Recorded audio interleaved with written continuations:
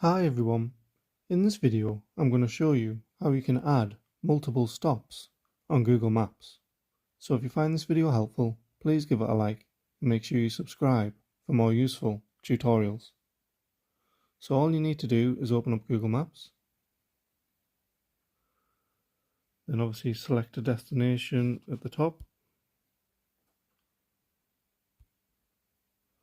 and then you want to click on directions, obviously to that place, and you can change it from your location if you wish to do so.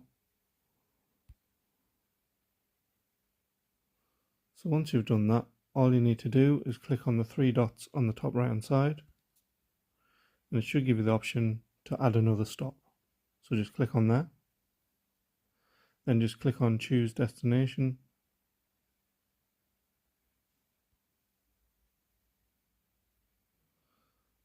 and obviously select an area on there,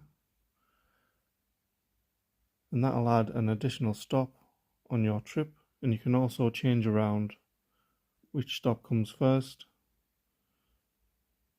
just obviously to suit you best.